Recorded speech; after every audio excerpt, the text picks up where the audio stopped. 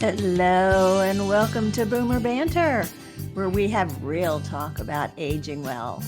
My name is Wendy Green and I am your host.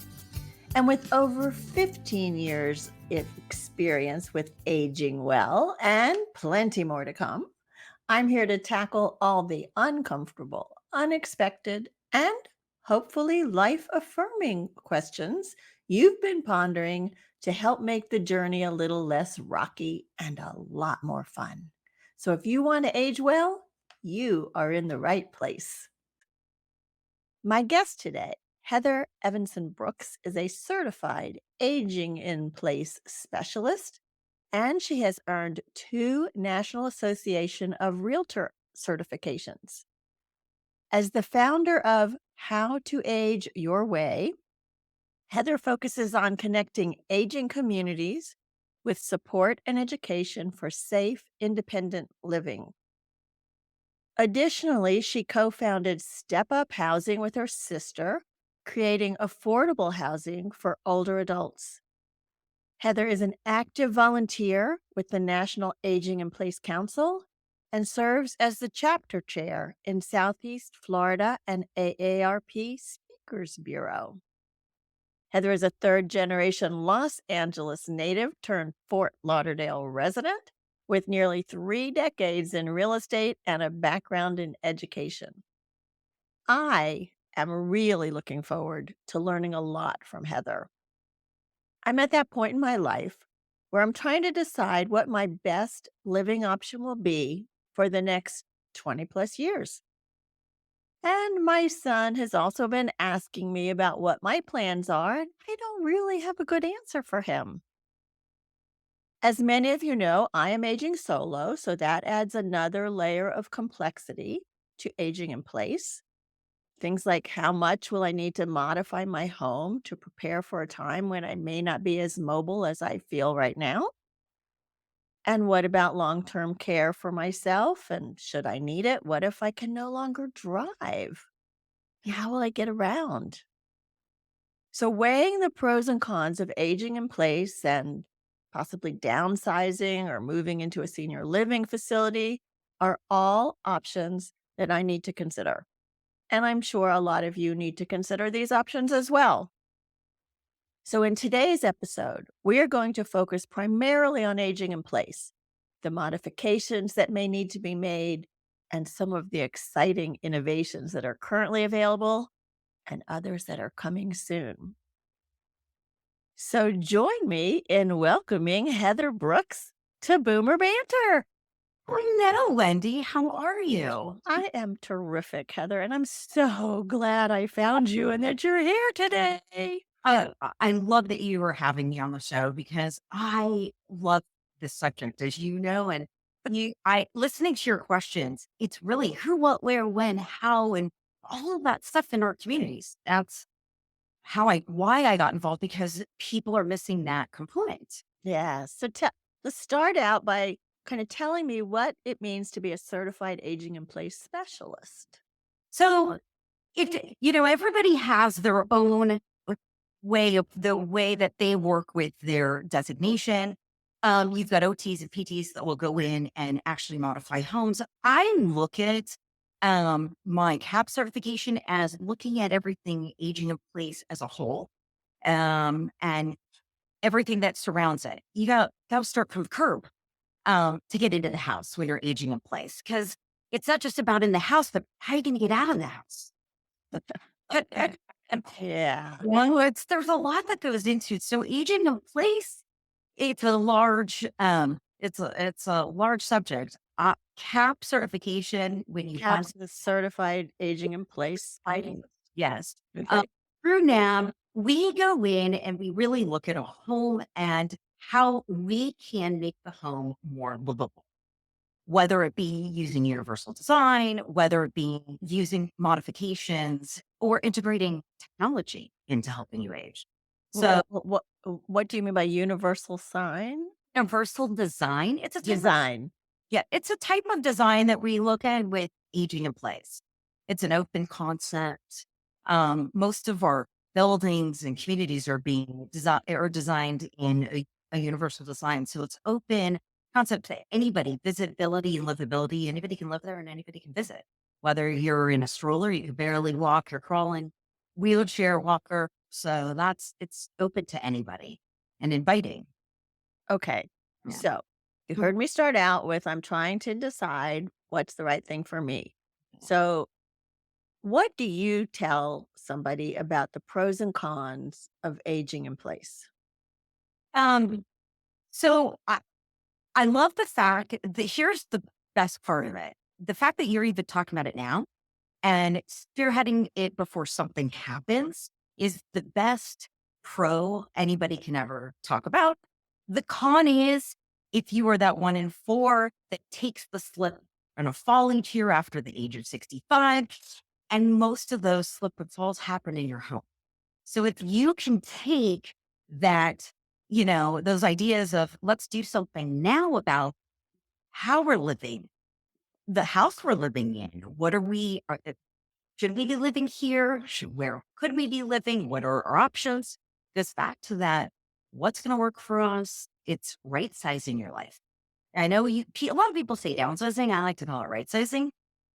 We bought our homes. We kind of bought them with it to fill with memories and children. But now most of us are either solo aging or just aging with two of us. And it's not fun when you're sitting in a 4 or 6,000 square foot home and you have to go up and down the stairs if you have to go to the bathroom.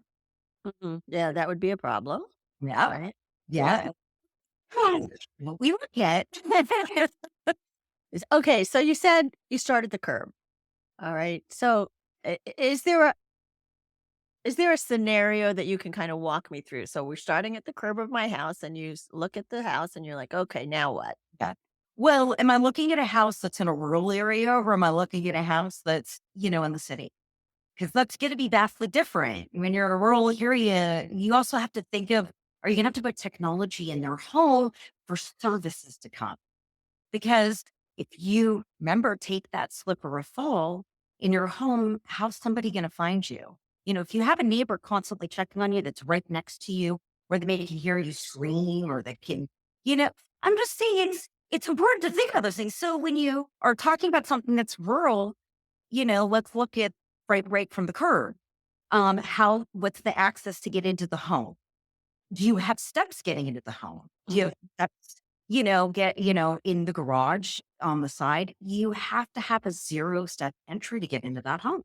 So it's getting out of a car, not having to step up a curb. Those are the things that you really have to think of and then be able to get right into the home. I can tell you that 90% of the homes that we have here in our infrastructure do not allow for us to live there safely without a modification. So that means most of them either have steps. These are the three factors that we really look at is, does it have steps getting in and out of that home? Because if emergency services, you got to get in and out. The second thing is, do you have a full bathroom on the first floor? Remember I talked about, do you have to schlep up the stairs to go to the bathroom? Not so fun. Mm-hmm. And then do you have a bedroom on the first floor? Right. That is key to being able to age in place in that home safely. But again, less than 10% of our homes actually can accommodate somebody with a mobility issue. So if you end up that flip or a fall coming home with a walker or a wheelchair, chances are if you didn't make the modification beforehand and prepped, you are going to be able to make that modification fast enough. So you're saying that even though I am completely mobile now, I need to think about maybe a ramp in my garage? Will not necessarily great. Do you have a step-free entry tour? Is it easy access into your house with a 0 step? If you do, then you don't have to put that ramp in a garage. But if there's a step, is it a ramp or just a railing or I prefer to put type of a slope. That way you don't have to worry. Yes, I love a railing. However, I would like a slight incline just it makes it easier to come up and down. Railing for 1 or 2 stairs, ideal. You got more than that, I would think about putting some type of a nice ease going up into the house. Typically You know, there's easier access into it. Front would be nicer. It really would. And we've got stuff out there that just is beautiful that when it just right from the curb, it just flows so nicely and gently right up to the door. And it, Oh, so you're saying I can take the step away yeah, and put some nice sloping curve so you it know, doesn't look like a handicap ramp, which oh, is I mean, I don't mean to be ableist, but no, I mean, as that time went on and you needed a railing down there, you put a really nice railing down it. But think about things ahead of time. So mhm, that nice float going up to the front doors already in place, and all you have to put the railings in when you really need it. That's nothing. It really doesn't have much use. So you have access into the home. okay. That's a nice idea. Yeah. Okay. So, and I've mentioned this to you before. The other thing that concerns me is the bathroom. I mean, a lot of the slips and falls happen there, right? But Mhm. you also don't want your bathroom to look like a hospital room, with grab bars and all. And So so help me with that, Heather. I I love this. I tell people, like, "I don't like your granny scrap bars anymore." There are some amazing companies out there. Ponte Giulio, it's an Italian line. They do have a factory here in the US. It is fabulous. It's gorgeous. They do all types of accessibility products for the back room. And it's sleek, nice, ADA compliant. I always tell people, walking, like, to think about walking into a five-star resort, into their spa. Their spa is ADA compliant. It's gorgeous. You never know that things were meant for handicap. The showers, the way they're designed, the way as you walk through things. I did a shower that was very difficult for people to grasp. Yet a lot of people are starting to dig the technology. So I did a Hey Alexa shower for a client, and the shower automatically turns on. Depending on which one's talking, it will automatically go to that temperature. Seriously? I could tell Alexa to turn on my shower and it will know how warm I want mine. Yeah. Oh my gosh, that's pretty cool. There's a lot of age tech. If people aren't familiar with age tech, listen up. It's coming. You're going to see so much future stuff coming our way. But when you're looking at like bathroom stuff and everything, aging tech is technology for the aging sector. And it's driven by the aging sector, testing it, getting involved with the way that it's working apps. You've got everything from health apps. And people don't realize that, like, or Apple Watches, it's a health app that was really designed for older adults. So you got stuff that's futuristic coming into the bathroom sector, but right now doesn't have to look like your granny's grab bars. It's really beautiful designs. There's great textures out there, floating sinks that accommodate wheelchair accessibility.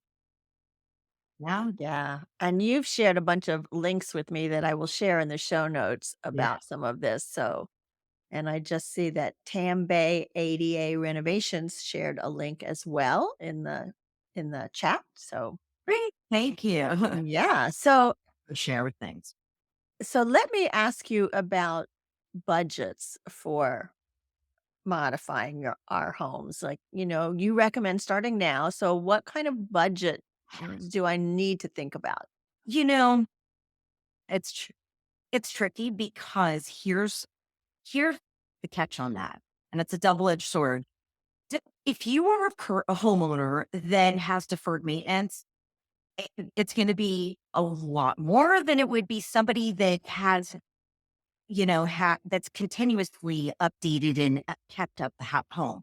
And what do I mean by this? If you look statistically at our home ownership of those over 55, we have the largest homeownership demographics, and most of those over the age of 70, they own their homes outright because we've lived in them for so long. It's Mhm. just because of the length of time and of how long we've had it, and we paid our mortgage down and everything else. But the the point is that when you look at our nation's housing infrastructure not being able to accommodate it, then you look at people not really doing plumbing. We bought our homes. Think about it. We've owned them 40, 50 years. Our homes right now in our nation's housing infrastructure, the average age is 44 years and much older. So, did you do your plumbing? Because I can tell you if I have to go in to do a modification in your home in a shower and I open up that shower, we have to update plumbing and bring it up to date and to code, right? And what it is now. Same with electrical. And here in Florida, we got a lot of homes that have cloth wiring in them. Cloth wiring. Huh. Yes. Okay. You then we have to do electrical. So it depends. Is it a newer home? Um, so you can do anything from 5,000 to, 100,000, depending on the type of shower and features and stuff that you want, like any project. I tell people you have to do at least the minimum of aging in place, like no slip rugs, no slip rugs and stuff, because that's a big thing. Putting in grab bars or even towel racks in next to your shower, they're actually look like grab bars. Just make sure that you don't have the towel where you would need to grab onto, that it's got to be over off to the side. Mm, So there are a lot of things out there that don't have to be per se the bathroom. There's a lot of great stuff in the kitchen that's happening. yeah. I know. Yeah. I Yeah. just So, but the minimum would be to make your bathroom safe and it's not access into the house. Yeah, it's gotta be first, it's access into the house. How are you gonna get in and out of the house? Oh, right. And the second thing is yes, it's gonna be your bathroom because that's you've gotta take it's your activities of daily living. You've gotta be able to go to the bathroom or have access to the bathroom, kitchen, and a bedroom. Yes, yes. So, I'm curious, with all of us, so many of us aging and the population getting older, is there any kind of federal support for some of these modifications like there used to be for solar energy? I love that you asked that question. Yeah, I'm involved in the National Aging in Place Council, and we, for the last 7, 8 years, there's several of us that have worked on a bill called HR 766. It's a home modification for accessibilities act, and it's a bipartisan bill. Originally, we were trying to go for 30,000, and this is across the board for every American homeowner that wanted to do a modification to their home. We're now down to 5,000, trying to Mm, get passed through legislation. But we're in a presidential election year, so it's not going to go anywhere. But right. we've been in the Ways and Means Committee, and in several other areas. And basically, this bill would cover anybody. Doesn't matter if how much money you make, because right now we have a lot of incentives for low income or, people that have, very little means to do things. So it's very hard to find things. Your cities and counties at your area on aging might have programs. However, again, you got to look at that threshold of where you would Mm, mm. financially, which is why we are doing the HR 7676. So we'll Yeah. start push next year for it. That's, I'm not going to let it go. I promise you. Yeah, yeah. I mean, it seems like it makes a lot of sense, so many of us wanna stay in our homes and are gonna have to make modifications, and they're not cheap. Yeah. And the other thing that we're trying to push is a purple tag. A lot of people don't know what products to buy that are going to be aging place friendly. You've got grab bars that you just suck your cup on. Don't do that. I just moisture thing that flips off the wall. Please don't do that. Like if you're going to do it, you need to do it the right way. You have to put blocking in the wall. The way Mm. you put a grab bar in, you can't just stick a grab bar in. So again, even if you didn't have 30,000, spend the 500, the $1,000 to make sure that the scrappers are in correctly. Yeah. Important. So important because otherwise you're going to end up with the bigger bills when you end up in the hospital and you're, yeah. Again, purple, this purple tag, we know energy efficient has yellow. Purple, we know a grab bar was safe. If we're trying to also see if we can get people that already have the certifications to be able to have a stamp. So we know that that would be it's a tax incentive that we're trying to do. So you'd be able to claim it through your taxes. It's really not much money from the government. It's just kind of offsetting. Um, So where would we find this? Or is it You can go it's called HR 7676, and believe I sent you a link, so I'll just drop it in there. the show notes? But the purple, Oh, it's all under, I believe HR 7676. I'll oh, have it's to all under what that too. I believe Okay. it's all under our home modifications page, but I'll look it Cool. up. Yeah, Cool. So I'm curious, you're a real estate agent. yeah. Um, what is the impact of some of these modifications on resale? I mean, say we're selling to a younger family and not another person our age. Okay. It's gonna go right back to where are you living? Then again, what type of house are you living in? So we know most of our homes can't accommodate somebody with a mobility issue. However, if you have a home that's great for multi-generational living, that is, you could do these modifications in a great way that would incorporate, age tech and all the stuff. And people love age tech. The younger generation loves age tech. And if you incorporate it, we know that we can get a higher resale value. We also know that with the sandwich generation, and what's happening with sandwich generation, we're now having more multi-generational living going on. So if you're, again, rural versus city, and then you need to look at, again, livability. That's another important part is where is your neighborhood? Is it located to everything? Is it a prime area? You're you've got to, you've got you've got a lot more people to pull from, buyers that are going to want that maybe have their parents and they're also raising their kids. Hmm. They now are all wanting to live under one roof. You've already done the step free entry. You've already done on the first floor the bathroom and the bedroom. So the parents are great. And And so everybody's upstairs. and so you've done the bathroom so that you're using the nice technology and the newest and greatest grab bars that really look Yeah. pretty rather than institutional. Right. But you're using technology throughout the house because remember this technology, we're talking aging in place and age check. Or not age check, but like technology in general. A lot of people have a problem when we're getting out of bed at night, going to the bathroom. That's something we want to think about.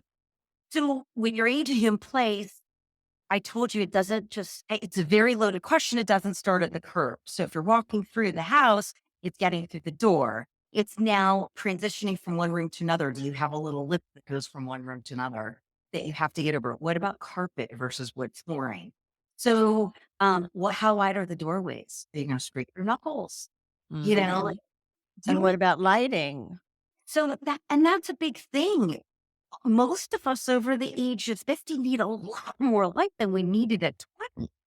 So having task lighting is important. Tiptoe lighting's great option. What is that?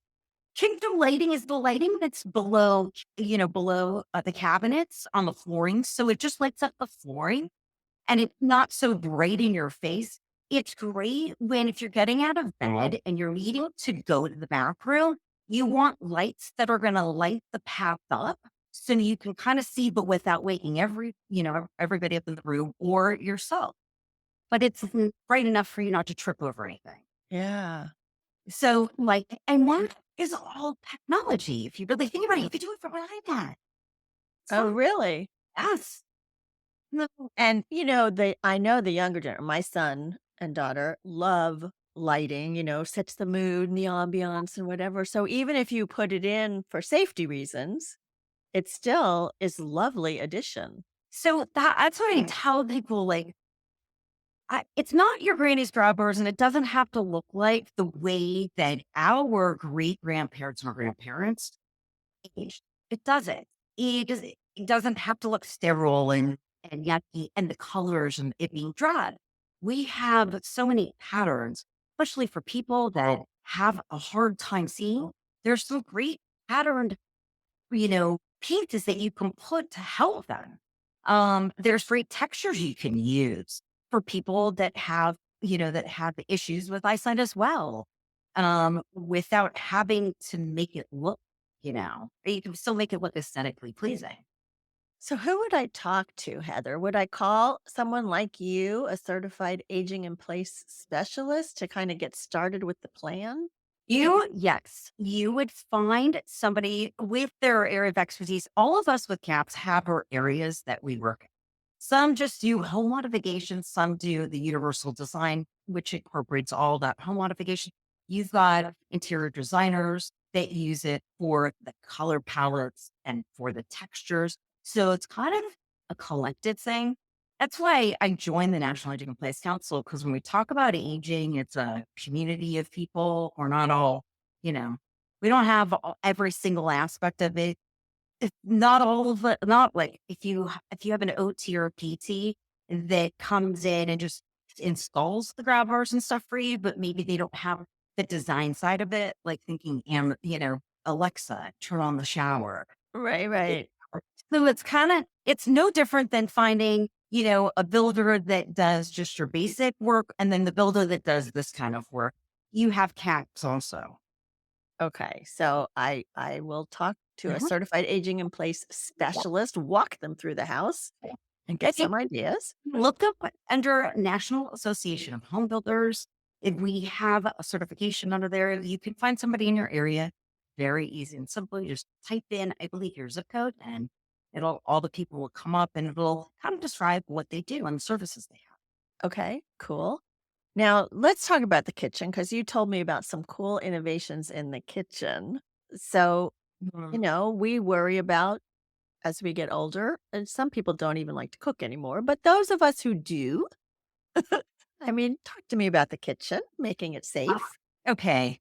Huge. I love to cook. I know like my mom loves to cook. However, and it's not just my mother or myself, but we all forget leaving our stove on. And if you looked about five something years ago or 8 years ago, we were starting to get into the stove technology, refrigerate, all that technology really is start ramping up. And, you had to buy the whole stove or you had to replace an appliance. And now they're really getting integrated with things. So, is the first universal stove knob that was ever invented. And the girl who invented it has an amazing story. Her mother left left, um, I don't think it was a gas range on and had no idea and almost burned the house down. Even if you have little kids, you leave the stove on, it happens. This knob doesn't matter if it's gas or if it's electric. Typically, our stoves have these like two prongs go into it, and this knob just sticks on that prong and it can automatically turn on or off the stove. But what's even cooler is that you can set it to tell you if your mom's cooked that day, or you can monitor it. So if you are worried about a parent having memory issues, you can kind of be like, oh my God, did they leave the stove on today? Or did they even cook something today? We're getting that type of technology. It's it really is. So OM is one great OM is OME. OME. Okay, and well, that'll be in the show notes too. Yep. You are sucked with this product. I just, she decided to just not take it and walked away. Oh, It's wow. fascinating. Yeah. She's got a great story. She's doing wonderful. Wow. I Um, mean, I thought that was the coolest thing. Yeah. I'm only going to tell you more because I hope you have her on a future show.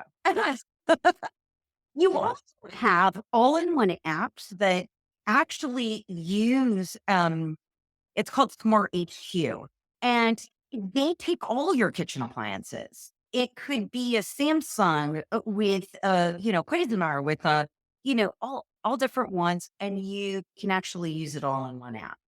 So you're able to turn it on, turn it off. I know, right?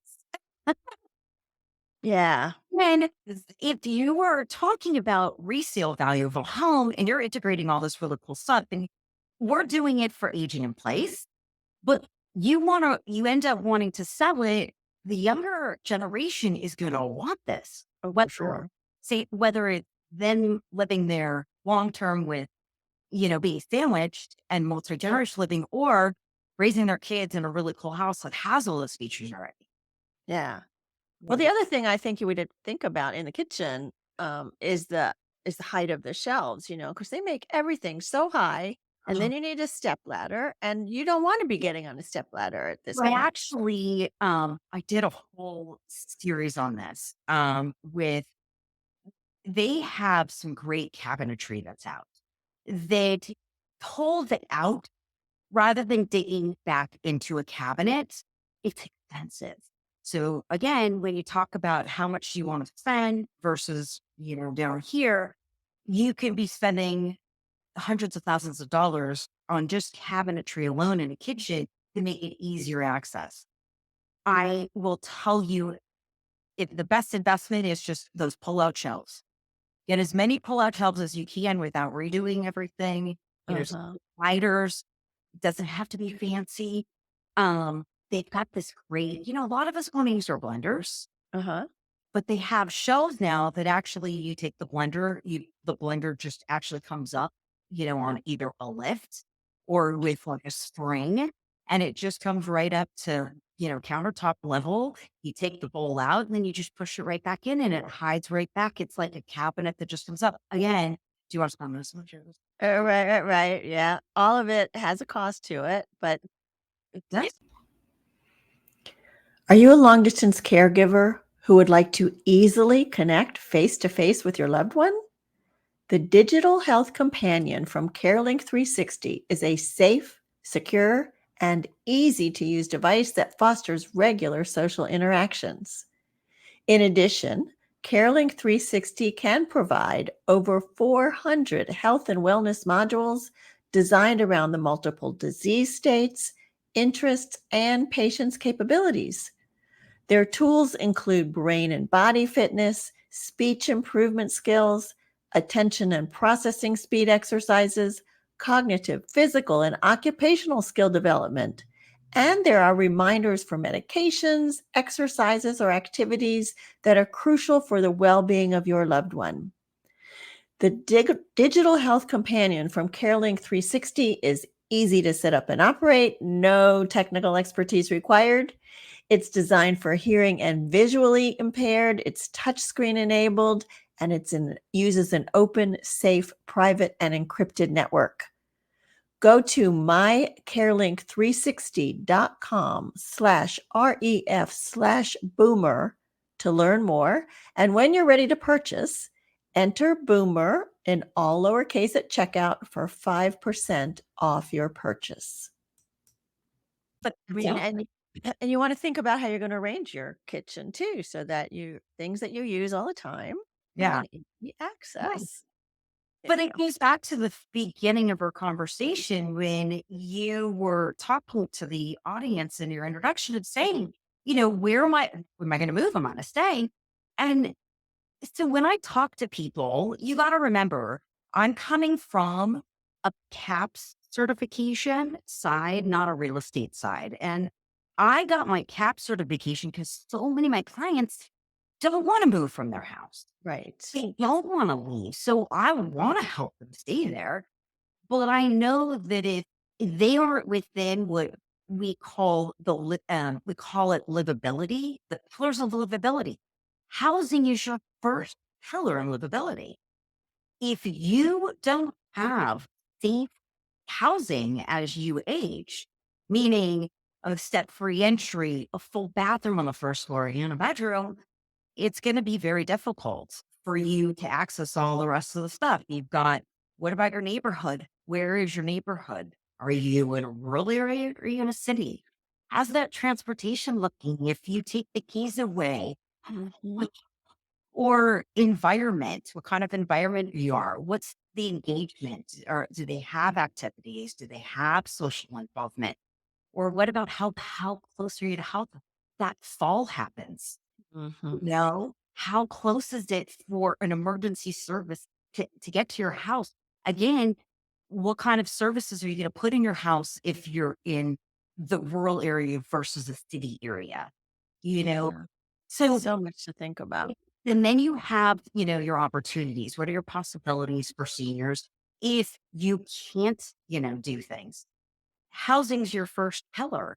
And I tell people I feel like we're missing a big component as we're aging, and that's like, what the heck are we doing? Like, what are we doing? What do we do? Where do we go? What do we ask? Who do we see? So those questions are valid questions we all have. Um, and I think that livability and having to do it is huge. Living in that two-story home, you bought it 40 years ago to put a family in, and your housing memories there. Mhm. Yeah. Hard And to walk away. it is, but the upkeep is it's a huge expense. And things are still going up around you, the prices and everything else. Getting access to things are getting harder to find. That's another big component to it. Um, how to age your way. We're doing a TV show on all of this, on our pillars of aging through the National Aging in Place Council. And I'm hosting the show, bringing in all this because where do you go? Yeah. That's hard.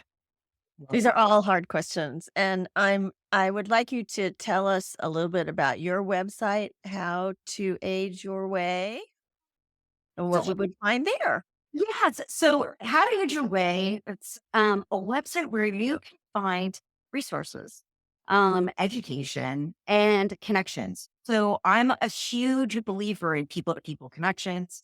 I believe it's so important to raise our hands up and help each other out as we're aging, rather than putting your hand out, trying to, ask for someone's, money or whatever it is. We do know that the largest demographics that's being scammed is over 65. And so where do you go to get vetted resources? I'm going to tell you National Aging in Place Council, but when you want to find something, a guide, or something that's on how to age your way, all of those resources you can kind of find there. If not, ask me. I'm happy to help you find something. And then you have the businesses. And the businesses have to understand how to network and connect with our aging population. We have to go hand in hand. And I think when we first spoke, I talked like kind of, it was like a PTA. Yeah, And you did. Yeah. it's, when we bought our homes and we went into a neighborhood, we went with somebody like a real estate agent that knew the person that you took your kid to when something happened, or if you needed something, they were like, oh, that's the market, or there's your soccer coach, or there's your tutor. And you had a resource. And then when you got involved in the elementary school, you're even having more resources and more people to help you out. Now we're aging. We've been there 40, 50 years, and nobody's telling us the resources. So the National Aging Place Council is your resource. All of our chapters are forward facing with education. Um, you also could look up ARP. I do a lot of speaking with them. ARP, we have speaking events in all of our communities on, on aging, on how to do things, where to find things, the questions to ask. So you do have that. I highly suggest that everybody download, and you can find it at How to Age Your Way, but that ARP home fit safety guide. It's Yeah. in all languages, but that is going to kind of give you a really good key to what you should be doing in your home right now. Okay. It really is. It's a really extensive, I think it's 18 pages, Wow. really goes through what you should be looking for, the lighting, take out carpeting, things on foot flooring. As I said, and talk about aging place, it's a big component. It's a big component, and so, I mean, I don't even know if this is possible to kind of give us, like, 3 2 or 3 takeaways, like, here's what you should do first if you wanna think about aging in place. Here's the research or the steps or whatever. I'm going to tell you, look at where you're living. Okay. If you want to age in place, you need to age in place somewhere that's safe. So look at your surroundings. Can you afford to make those modifications? Because if you can't, then right size to something that's got different loans out there. They've got so many things, but you can right size and you don't have to feel like you're, losing everything. I would say that is the key to number to it. The second thing is start those modifications now before something happens. Do it now. Do it now. And the third thing is don't be afraid of age tech. Don't be afraid of the technology. Embrace it because it's going to help us. There's a lot of futuristic things that are coming out, like a smart mirror that's going to be able to tell you you're in the bathroom, if your eyes, if you've got issues going on with So your mirror is looking at your eyes to see it, if they're it, glassy or yes, whatever, if you're dehydrated, see dehydrated. if you're Oh, right. They have a toilet. Toto's is working on a toilet that's able to tell you what's wrong with your stool or your urine. I tell you, the future of all of this is really coming. oh my You gosh. should really, I want you to brace. So those are the three takeaways that I'm going to tell you. Look at your livability index. Look and make sure that you're living safely. And then if you are, make that house safe before it happens. Yeah. Yeah. You know, really, that's the key to it. Heather, you are terrific. I mean, uh, there's so much knowledge in your head and that you have shared with us. And I so, so appreciate it. And yeah, lots to do to get started. So, Heather's website and the way you can follow up with her if you have other questions is the how to, the number two, how to ageyourway.com. So check that out.